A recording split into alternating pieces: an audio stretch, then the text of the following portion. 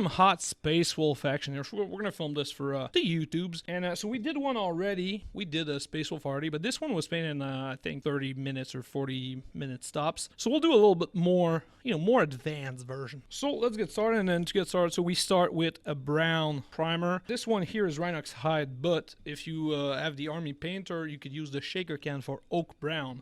It's a little bit lighter, but it works just as well. And then it goes much faster because you can do your whole army, right? But we're just doing one guy, so I'm not breaking open the shaker can for this one dude. Rhinox, they're all the same. It does not, there's not a lot of this showing through in our final result here. First thing, so we're going to start with the airbrush here, and we're going to start with Wolf Gray. Wolf Gray is a little bit lighter.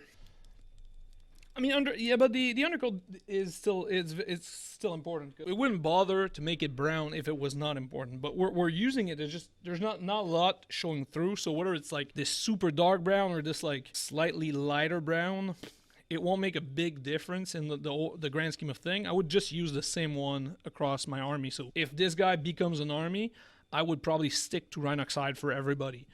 And then if you start with, Oak Brown, then I would stick to Oak Brown for everything. I would not mix and match. So what we'll do is we'll start at like a 45-degree angle to highlight this, and then we'll work our way and add some more of that gray. And this is like the very classic like Space Wolf gray, like it's got a lot of blue in it. Just because of that angle, look at all that gray that we still got in there. So that's kind of perfect. And then that's kind of where I said like it doesn't matter, but it kind of does that it's brown. Sorry, because nothing is really brown like the color brown, but you can definitely see it. So maybe like inside the leg, there's a lot of brown, or in the torso and stuff. I don't mind that much. So now you're stuck here with a bunch of choices. I like Fenrisian Gray, which is a very light. But still in the realm of blue, right? So it's still not like a flat gray. We're not going to use any flat gray for this.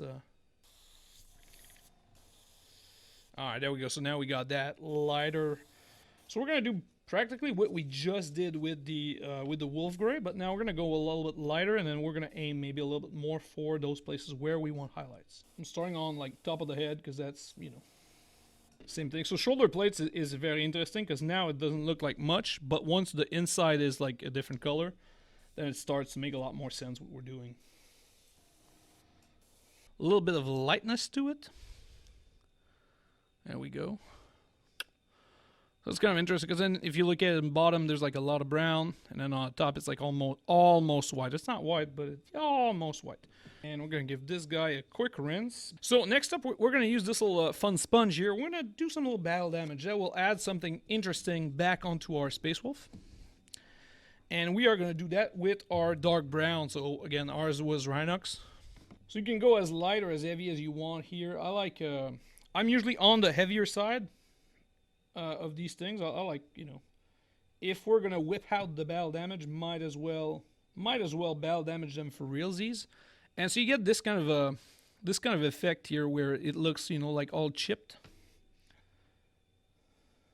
So the key here when you're working with like these little sponges is to always like kind of dab on it. You never want to move it across your miniature.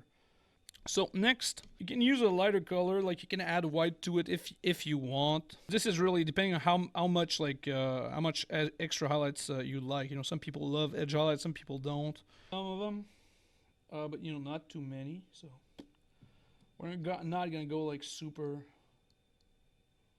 And I'm doing this, but I'm also trying to avoid kind of the battle damage that's like where we're doing the highlight. That way it creates kind of a come on, focus up, buddy. That way you can see it on the helmet. It creates like a dark to light situation, and I really like that. And this also, you can also kind of cheat this into your battle damage. So I kind of like this. Again, you can see like this here. It's not across the whole line. It's not across like the whole panel, just like in the middle. And then if we want to, we can add one in the. And it's really easy to overdo. We can do like just the kind of the gauntlet thing, leg plate or whatnot. And then again, the knee pads, I'm not too worried because I think we're gonna just like put them a different color, right? All right.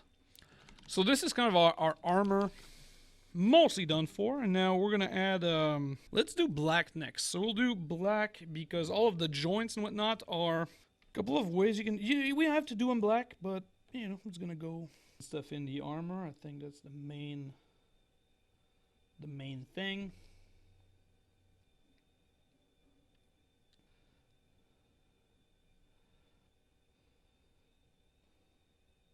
Space Wolf guns used to be red. We're not gonna do that here.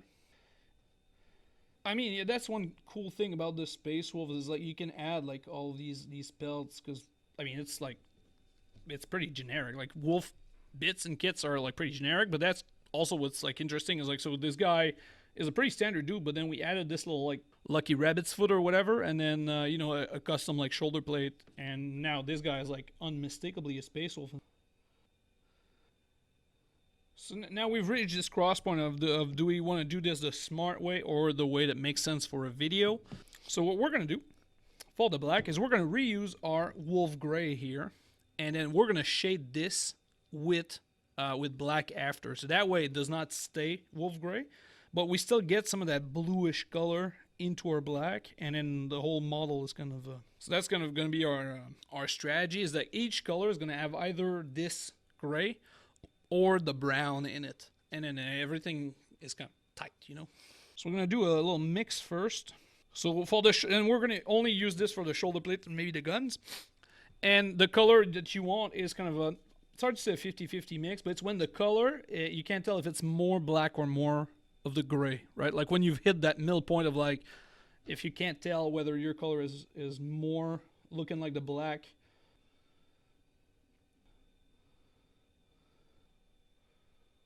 And this would be like a really good color. If we wanted to do non-metallic melt, this would be so we did this, we got the gun, we got the shoulder blade, the cables. Yeah, let's do whatever.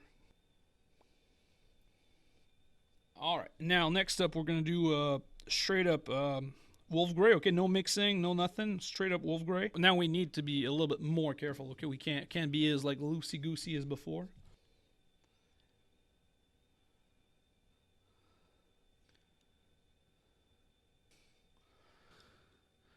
Well, so again, this is not, you know, nothing is like super silky smooth right now, but that's okay because that's why we're going to shade it later, and then the shading is going to kind of take care of this for us, like smoothing out this thing and also making it look black, because right now if you were to look at it, you'd go, this is like a dark gray, but that's not what we want. Well, maybe that's what you want, but that's not what I want. So I'm happy with this in this place here in the space that we got.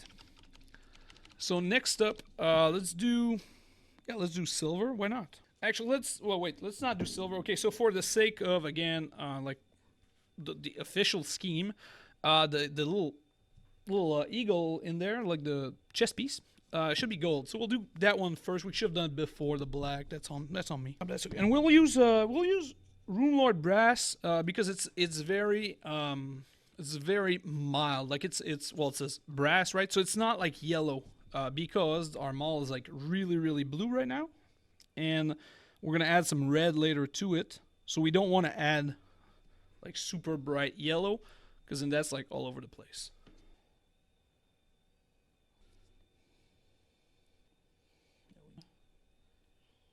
I like gold because first of all there's not a lot of it, and second of all when we add like our characters, if this was an army, once we add the characters and everything, they all have gold on them. So a little gold on these guys and a lot of gold on the characters, it makes a lot more sense. On this guy, you look at it and you go, well, you know, you can, or you don't have to. It adds not much to our miniature, but, you know. So let's just finish this gold here. Because there's so little, we're not going to go overboard here. We're just going to add Seraphim Sepia to it. And Seraphim Sepia adds some yellow to the brass. Maybe it will be too much. Maybe we mess up right now. Maybe it should be a Grog Searchade. But I think we did a fine job again. So this will just, like, you know, it will just make all these little details pop a little bit more. So I like that. So we're, you know, done for this. Next up, we'll do silver. Silver is a fine color. It takes time. like the cables on his like face. Okay, next up, silver for realsies. Any dark silver you have, we're gonna use lead belcher right now, but you know, dark silver is fine. Any dark silver will do you. I like lead belcher because it's really opaque, so one coat usually does the trick. And we're just base coating this. We're not doing anything crazy. You know, no dry brush, no crazy effect. Just we're looking for a solid base coat of this. And we're being careful not to hit anything else, especially now the black here that we have like poured our heart into.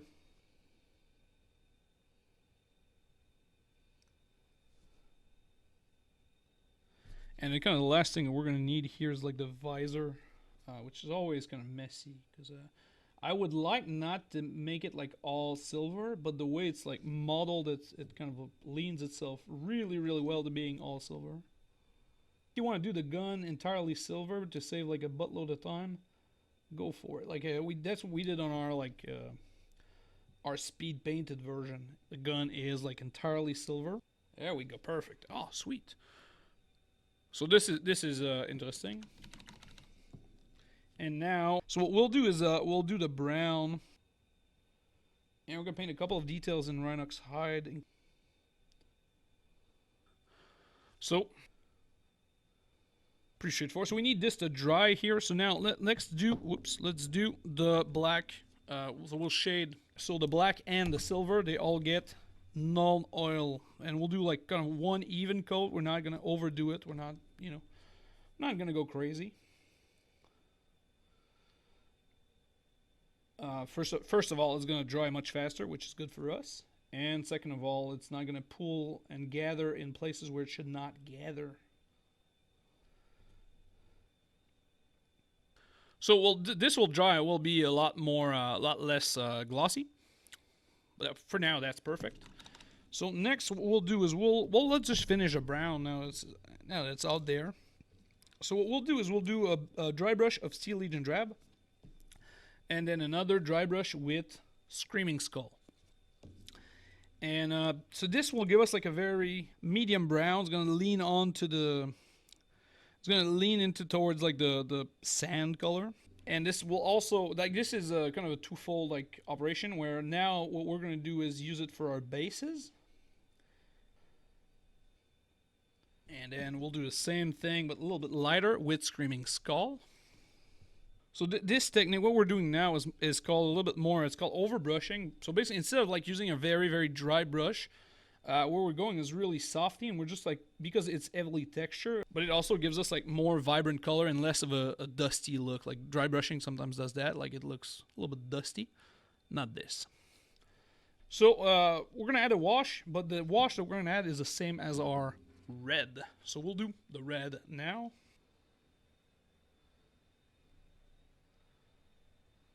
So you're gonna notice now I'm going like really slow because everything is kind of done, which is something that if you plan ahead, you don't really need to. Because if the black was just one tone of black, let's say we slip up, you know, it's not the end of the world. Okay, I was expecting to have a little bit more challenge here, but it went kind of smoothly. We kind of nailed it on the first try, so that's cool.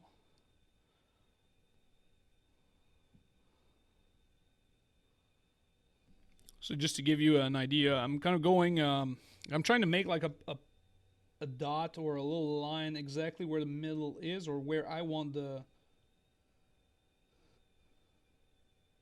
And then somehow it ends up working.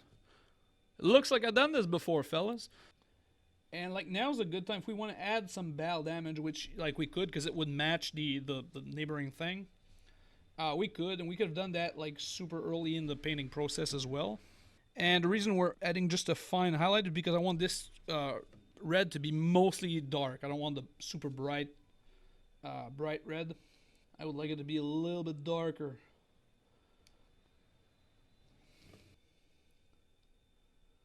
Right, so like it's not really black lining, but because of the way of the shade acts, we do have like that line right next to the rim, and that's just like golden.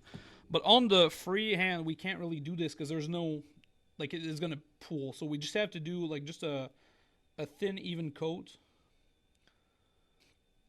So something like this. So again, nothing, nothing too crazy. I think most Space Wolf player would go for turquoise because you get to do the frost weapon that way.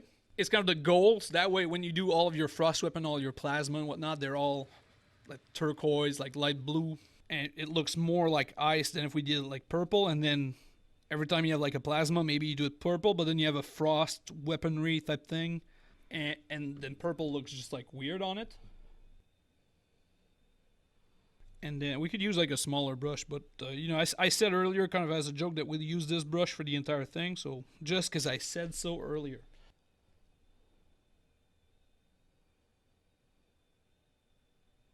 And now look at it, look at it. And also, I know if you guys are space, I know these elements are not like typical to the space. Well, no, never mind. The Primaris at all are not like that much Space Wolf. According to the lore,